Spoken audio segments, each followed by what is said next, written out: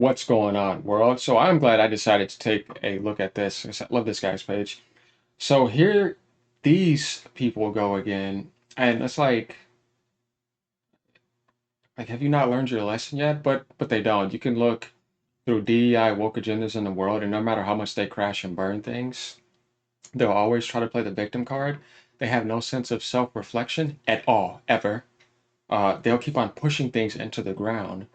And not only do they want to push things in the ground and enforce their mental disorders onto people, um, while doing it, they want to vampire off of you because they don't qualify to fit in the positions they want to be in. And then they want to give themselves these titles right here. Look at this, she, her. Like, well, what's wrong with you? Either just you're a woman. You know what I mean? You're a female. What's with this nonsense?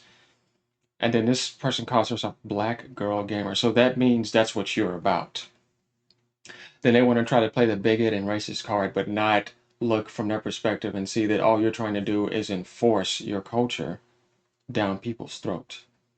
Give us ugly models that we don't want. And then try to call people exactly what you actually are and try to destroy what people built with love and hard work.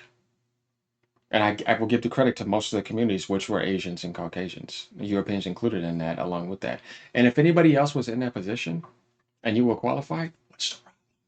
See, that's not racist. If you're qualified in a position, I don't care if a new pink race shows up. You know what I mean? If you are adding to the industry, what's the problem? There isn't a problem. The problem with these people is they don't add to anything. They're slow. They're mentally disordered. Now let's continue and let's get into this. And this is kind of interesting because I can read through people very well. I'm a master at this, so I can't wait to see what's going to happen here. I already gave it a like because I already know he does good things. Let's go.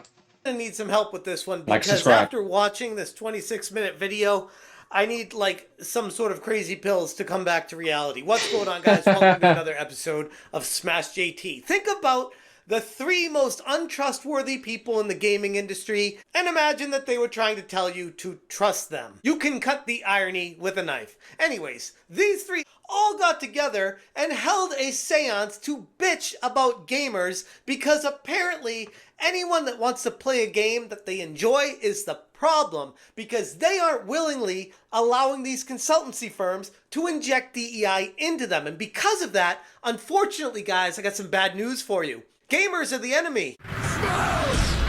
Yeah, I believe that. That's the thing. Look at the failure of the Star Wars Acolyte show. The main actor, terrible. They know she shouldn't have been in the driver's seat. If you were intelligent, you would have said, let me look at your track record in acting. Okay, you're qualified, you're good. I've seen it. You even won awards. Star Wars is a very serious position to me. Like if I was directing and leading it, you're going to have to be top of the top. I want this to shake the whole entire world. I want everyone to be happy, you know what I mean? But that's not the case with these type of people.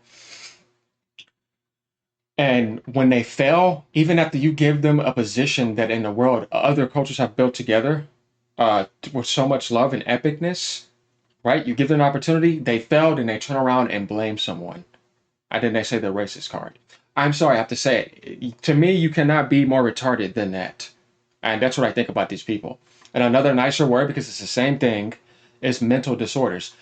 I have to say this because you're coming in my world, you're trashing and ruining companies that I've loved, developers that I've loved. And that's, think about it, guys. You wake up, you get to work, the world sucks outside, you want to come home and enjoy gaming, right? These type of people are trying to destroy it, enforce ugly, horrific character models that look like the devil himself took a crap and put them on the screen. Then they want you to pay for that and leech off of you. And they're not creating anything, they're not qualified to. No, they go in there, they enforce things upon people that are in a developer position that know how to code, and then they enforce them to do that. And if not, because these agendas are being pushed because people are getting paid, they just care about the money. They let them run around and just be slow because they are. Then yeah, they force them to do that. They're not sitting in the main seat doing that. They're not smart enough to. I think we all know that. But yeah, let's continue here. And everything they've done has failed. Look up the track record of Sweet Baby Inc. Hit that subscribe, give me a like, and check out smashjt.com for the full article discussing this ridiculous slog of a video that I got through for you. It will break down the highlights, or I guess you could say lowlights from it, so that you don't have to sit through it. If you want to, I'll link it in the video description below as well, but trust me, you're not missing anything. Black Girl Gamers, a consultancy group, if you will, Hell recently no. held their online summit 2024, where they held a number of interviews about the video game industry, and one particular video stood out to me as a bit peculiar. That one being breaking down the Gamergate, the toxic side of gaming culture. Jayanne Lopez, the CEO of Black Girl Gamers, Kim Belair, the CEO of Sweet Baby Inc., and Like, do you see the mentality? They can't even hide it. Like, you put that as your label in front of you, along with she, her. Like, you people are just. You need to get mentally checked in. You already make your activist enforcement very clear. I just can't believe how slow some people are in this world openly. Like, it just blows my mind. But then trying to play the victim, like, you're gonna and manipulate me. You're not smart enough to. Not even close. Ash Parrish, a staff writer for The Verge, held their online summit 2024. Their event was supposedly a platform for authentic, real conversations about the industry. But in reality, They don't know how to it have a was conversation. anything but that. One, it also shows that the work that we do needs to happen. The writing on the marginalized communities in gaming needs to happen. You mean destruction and unwilling to listen to anyone? And if someone says something that's real, like professional criticism, you block them? That's how they work, trust me. The consultation for games needs to happen, because the small community, though they are small, they are loud, and we do need to have our contrasting narratives out there. These are three of the most toxic, untrustworthy people in the video game industry. I can believe and that. They have to have an echo chamber. They will block out any criticism, any voices that are saying, hey, what you're saying, I don't agree with. I think we should have a conversation about. Nope, you're blocked. You're out of their life. They can't hear. They don't know how to receive. And you are bad to them. This mentality is exactly the type of person that is destroying the video game industry. Oh, is this the reason that all of these games are now woke, that they have people of color in them, or queer people, or any marginalized identities at all? Or even sometimes... No, you brain dead imbecile. That's been happening before you existed, and nobody had a goddamn problem. Just like Samuel L. Jackson going into Star Wars. Nobody said anything. He did his job. He knows how to act. He's qualified. Game over. It's been happening. You just dumb. Times that, they... Sorry, I have to say it. Oh, this woman's design... I hate this manipulative victim nonsense. nonsense. I think it used to be hotter. So there's a lot of stuff that's been put on us, both things that we did work on, things that we didn't, and then we kind of just became shorthand for the wokeification, quote unquote, of gaming. The panel pretended to invite discussion and dialogue, but it only served as a megaphone for these three participants to perpetuate their own biased narrative while continuing to stifle any dissenting voices whatsoever. And here's the real kicker. Before I even get to the video itself and some of these ridiculous clips and things they said, because trust me, you're not even going to believe what they said. They didn't even open up their comment section. Well, I mean, I guess technically comments are turned on, but do you see something interesting here? There's over 3,000 views and only one comment. And that one comment is a comment praising Black Girl Gamers. Something odd about that. Apparently, they don't want any negativity in their life. Read criticism, or people that are trying to be critical or have a discussion about moving the industry forward. They only want people agreeing with them and adding them to the echo chamber that they've created. And yes, which means that you're fake, because you're not letting reality happen from the positive and negative perception. See, when you don't do that, then you're saying you only want to see this part of the truth, and that's a lie. They can't be open to what they sent out and get back to full truth. Those are weak-minded people. A lot of people don't know that. You accept everything that comes your way that you've created. Or you deal with everything that comes your way. You face it and then you respond to it. Now only say, I only want to see this. Oh no, you're not whole. You're broken and incomplete and undeveloped. And it's the type of world people live in. That's why YouTube has removed the dislike that people can see. Though you could use an add-on, but the point is it's like a blinding, delusional reality that people live in. If you want to do better, you need that other side, because that's the full spectrum.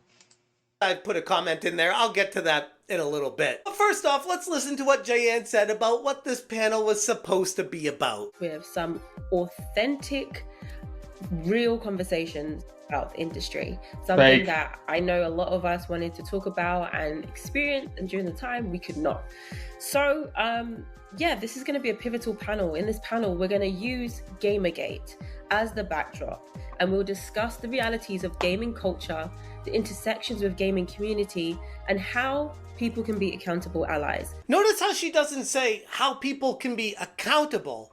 She says Allies. How people can be accountable allies. Which means DEI, Black Enforcement Agenda, even if it's unqualified and destroys everything. Oh yeah, she couldn't hide that. And like I said, it's not really necessarily because you're that guy. No, it's because you are the problem with your culture.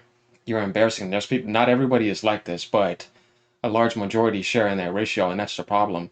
If I was like in that community and I was full black or whatever, I would be attacking these people saying, you're making us look dumb. Like, just stop. You know what I mean? Why do you keep going? We're over here trying to do the right thing, and look at what you're doing. Just to be a delusional, mentally disordered vampire. Because that's what it is. Meaning, as long as you are pushing their agenda and on their side, it's okay to be accountable for making sure you are pushing their truth If not, forward, we're attacking you, calling you a but racist. not being accountable for your actions in denigrating other people or trying to ruin their lives. Because if they were accountable, I'd like to think Kim Belair would step forward and say, yes, I'm sorry, one of my employees, Chris Kindred, contacted Smash JT's old job trying to get him fired, making up things about how he's a racist and other horrible things that were said about him. But this is a war with these people. They are relentless and they will stop at nothing for victory. And that includes silencing, blocking, going unprotected, They're and losing then trying to massively. remove the income sources Don't that even people stand a might chance. have in order to win the battle and Everything is continue failing. pushing their narrative. And one of the most ridiculous comebacks from Ash Parrish is telling people that they need to trust the establishment because they know what's best for you because they've been around for a while and that's where she works. Of course, those are the people you need to trust.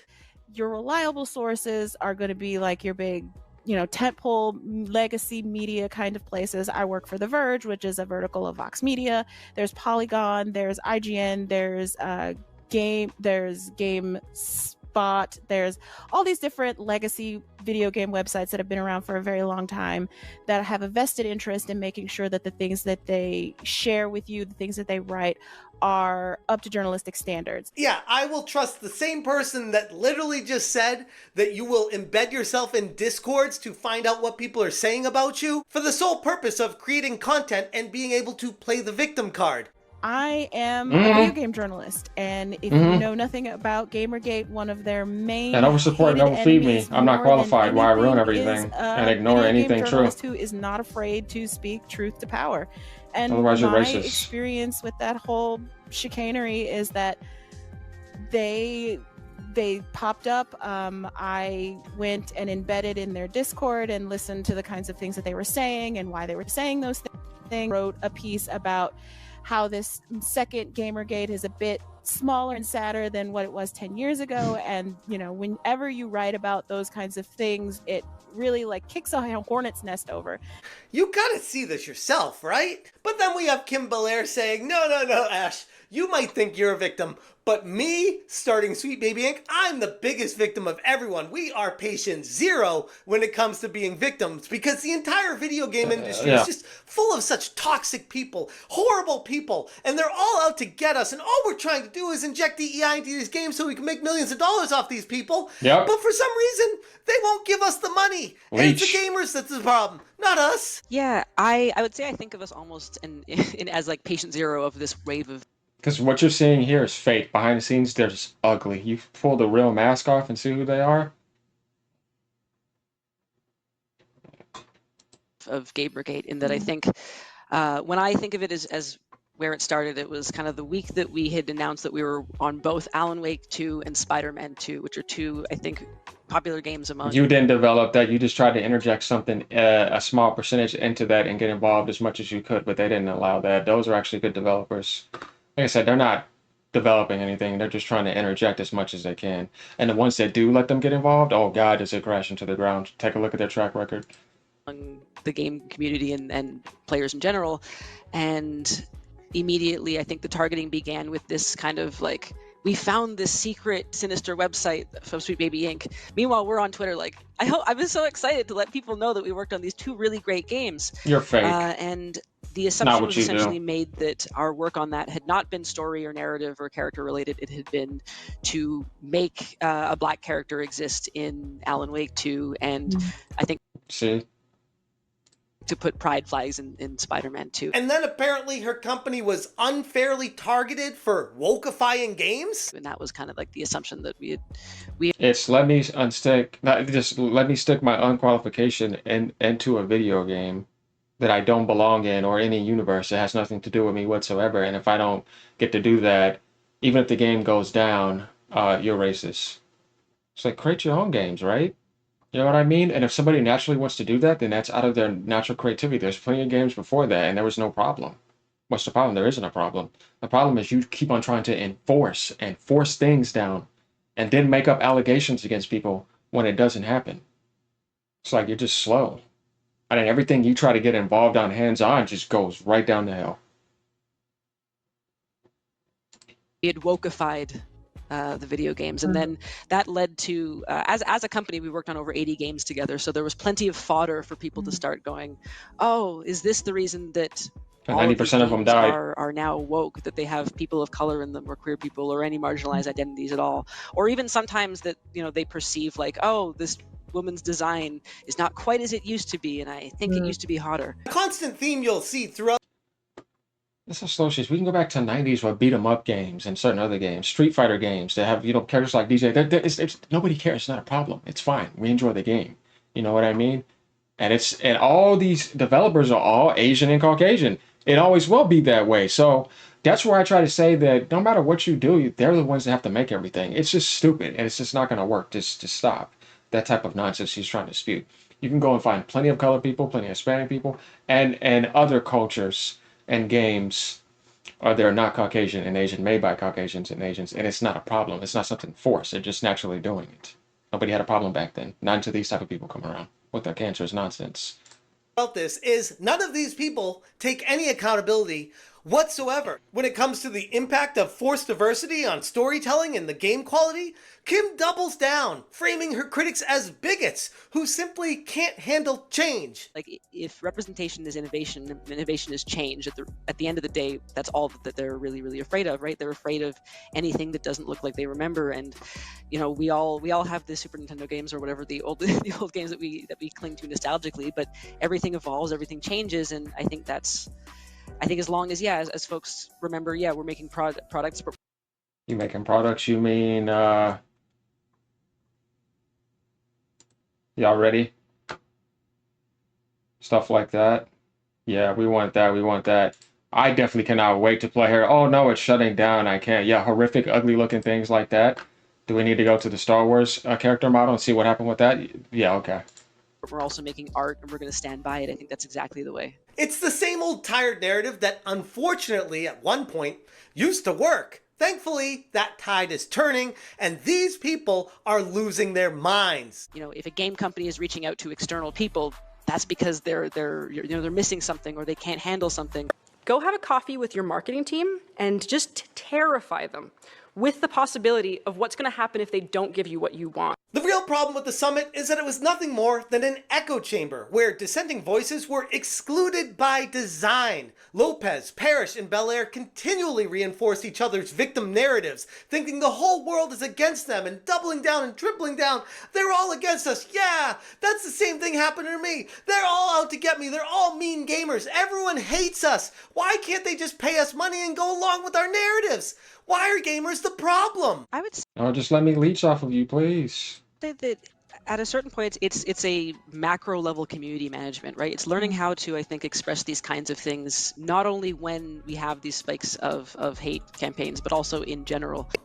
And then when gamers try to say, hey, let's have a conversation here, they don't want to hear it. In fact, they just block you. These are the type of people that will paint anyone who disagrees with them as part of some grand, nefarious plot to suppress diversity and inclusion in the gaming industry, when in reality, gamers know that these people are contributing to the actual downfall of modern gaming, and they don't care about it. They would watch the industry burn as long as they can make their money on the way down. What stands out most from all of this is the blatant hypocrisy from the participants. They claim to want a dialogue, but are quick to silence or dismiss anyone who challenges their perspective. They continually assert that they're being unfairly targeted, yet they fail to recognize that they are doing the exact same thing of what they're accusing everyone else of doing, engaging in exclusion, discrimination, and bad faith arguments. That is exactly what defines these people. And judging by the add inferiority complexity, deep-rooted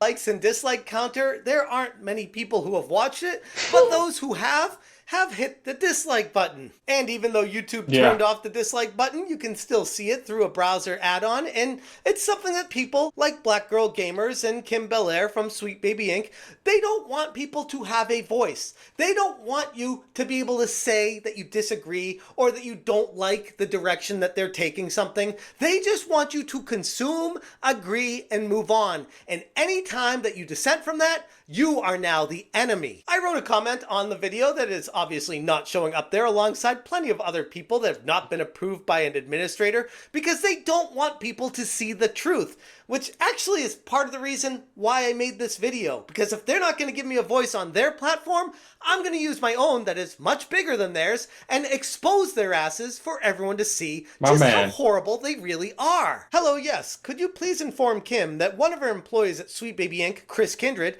contacted where I used to work, claiming false things about me in an attempt to get me fired. I feel like that qualifies as harassment, and I'm strongly against that. It is important that we hold everyone to higher standards. Oftentimes, the frustrations from Gamergate 2 stems from one-sided discussions like this one here, without accountability from yourselves as well. You are not holier than thou, and in fact, do stoop to the same levels or worse than the very people you claim that are the problem. Like when Black Girl Gamers sent that cease and desist to that Park Place for reporting accurately on a story that they didn't like. Let's all try to be better, starting with yourself. And obviously, they didn't want people to see that information out there, so they didn't approve that comment.